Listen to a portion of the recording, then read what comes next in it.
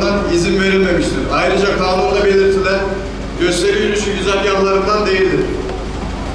Bu konuyla ilgili bölücü terör örgütünün çağrısına uyarak burada toplanan kişilere uyarıların ardından gözaltı işlemi uygulanacaktır. Bu size ilk ikazım.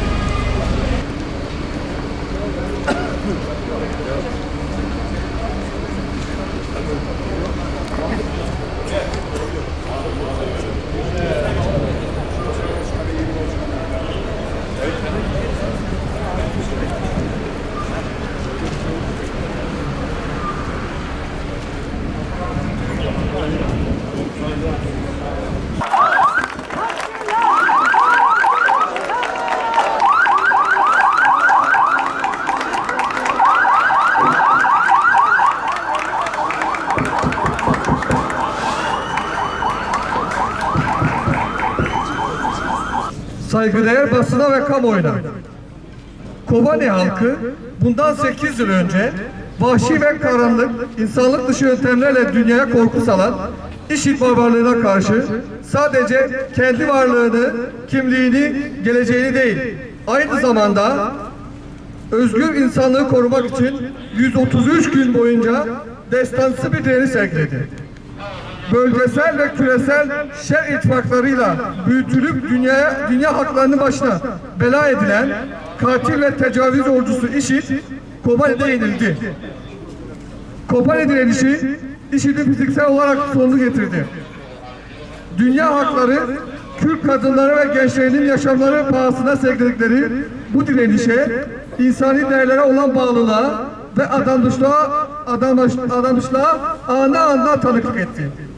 7'den 70'e hakların onurunu korumak için geliştirdiği bu direniş üzerine dünya genelinde filozofların, akademisyenlerin, aydınların, yazarların ve demokratik kitle örgütlerinin çağrısı ile 1 Kasım 2014 Dünya Kobani ile Dayanışma Günü ilan edildi. Dünyanın bir tarafından haklar tarihin akışı değişen Kobani'ye destek ve dayanışma amacıyla ayağa kalktı. Bizler de 8. yıl dönümünde IŞİD karanlığını yırtan, geleceği aydınlatan direniş meşalesini dünya haklarının emperyalist dayanışma ruhunu selamlıyoruz. 2014 yılında Kobani'de yaşananlar özgürlükle barbarlığın, karanlıkla aydınlığın, demokrasiyle despotizmin kaçınılmaz hesaplaşmasıydı. O gün IŞİD şahsında barbarlık, karanlık, despotizm bilgiye uğratıldı. Ancak IŞİD'in karanlık zihniyeti hala varlığını sürdürüyor. Bu tarihsel mücadele sonuçlanmış değil. Kobani direnişi ve onun etrafında şekillenen dayanışma ile IŞİD zihniyeti arasındaki mücadele biçim değiştirerek her alanda sürüyor. IŞİD karanlığı bulduğu her fırsatta özgürlük düşüncesine ve onu var edenlere saldırıyor.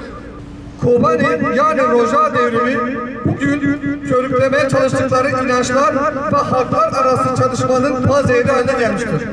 Halkların ve inançların bir arada demokratik ve eşit bir şekilde yaşayabilecekleri bir modele dönüşmüştür.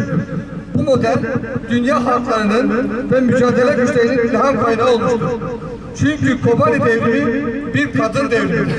Kadınlar öncülüğünde gelişen bu direniş aynı zamanda erkek ve eril takipçiliği yerle bir etmiştir.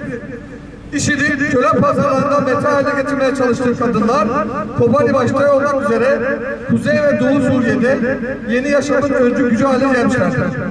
Kobani'nin düşmemesi, halkların IŞİD'in tarihe gömmesi, yeni bir yaşamın kapısını aralamıştır.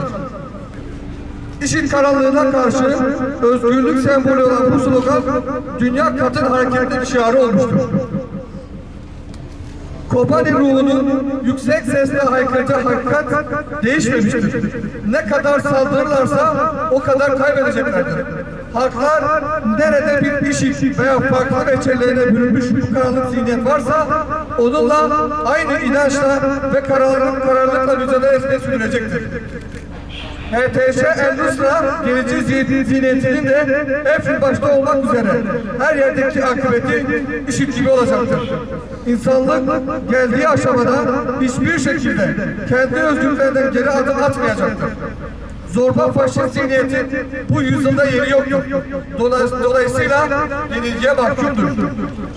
Şengal'den Kobani'ye, Menbiş'ten Rakka'ya, dünya özgürlük tarihinde tüm halklar için yaşamını yitiren, yaralı veya engelli kalan tüm insanların saygıyla anıyoruz.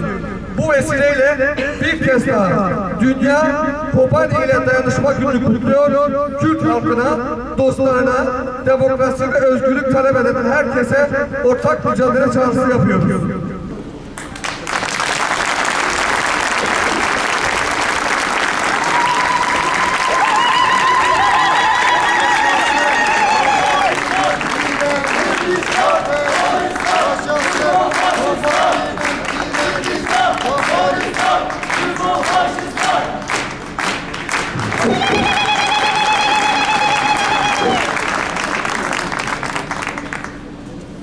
Değerli basın emekçileri, öncelikle son günlerde özgür basına yönelik, hakikatin sesini kısmaya yönelik saldırıları kınıyor ve sizlerle yan yana olduğumuzu, özgür basının sesinin hiçbir zaman kısılamayacağını buradan bir kez daha ifade ederek hoş geldiniz diyorum. Sesiniz olduğunuz için teşekkür ediyorum.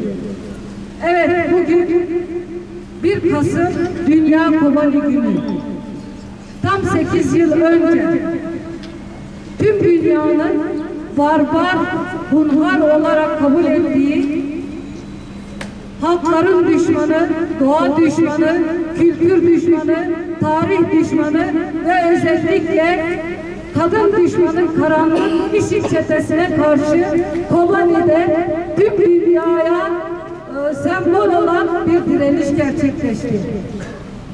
O gün barbar IŞİD çetesi bir katliam gerçekleştiriyordu. Ama Kürt halkının öncülüğünde büyük bir direniş gerçekleşti. Ve o günden sonra Kobani'deki direniş yeni bir yaşamın, özgür yaşamın sembolü haline geldi ve yeni bir yaşamın mümkün olduğunu gösterdi. Arin bir kanın başlattığı özgürlük, yaktığı özgürlük meşalesi, İran'da saçının teli göründü diye katledilen Şina Masa Emini'nin katledilmesinden sonra da hayat buldu. Bugün Molla rejimine karşı, eril erkek devlet şiddetine karşı, başta Rojava'da olmak üzere İran'da ve tüm dünyada kadın hareketleri, kadın yaşam özgürlük diyen tüm kesimler mücadele ediyor, bu direnişe destek veriyor, ses oluyor. Defalarca ifade ettik, bir kez daha ifade edelim. Cenevre Konvansiyonu'na, tüm dünyadaki uluslararası sözleşmelere ve insanlığın suç olarak kabul ettiği kimyasal silahların kullanılması kabul edilecek bir şey değildir. Bizler kabul etmiyoruz ve bunu her yerde haykırmaya devam edeceğiz. Son günlerde özgür basına, Jin News'e, Jinha'ya, Mezopotamya Ajansı'na yönelik saldırılar da aslında bu haberlerin yapılmamasına yönelik saldırılardır. Eğer gerçek değilse bu iddialar, iktidarın yapması gereken şey bağımsız heyetlerin orada araştırma yapması, hakikati ve gerçekleri ortaya çıkarmasının yolunu açması ve çağrıda bulunmasıdır.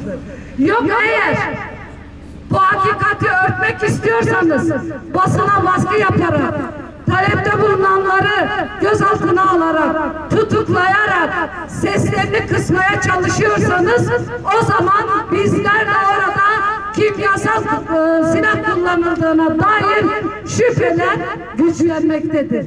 Ve bizlerle her yerde oradaki hakikatler ortaya çıkıncaya kadar çağrıda bulunacağız. Bu sesin Bu insanlık suçunun örtbas edilmesine izin vermeyeceğiz. Onurunun sembolü olan Kobani direnişini bir kez daha anarak o gün o direnişi canları pahasına gerçekleştiren, o uğurda hayatını kaybedenlere selam olsun. Saygıyla, özlemle, minnetle hepsini anıyoruz ve selamlıyoruz. Kobani düşmeyecek. Şinşiyan Azadi sloganı asla son bulmayacak. Halkların, kadınların özgür, eşit yaşamı inşa edilinceye kadar bizler de o sloganı haykırarak mücadeleyi en üst seviyeye getirerek özgürlüğü de eşit yaşamı da inşa edeceğiz. Hepinize katılımlarınızdan dolayı bir kez daha teşekkür ediyorum. Şinşiyan Azadi, bizi ben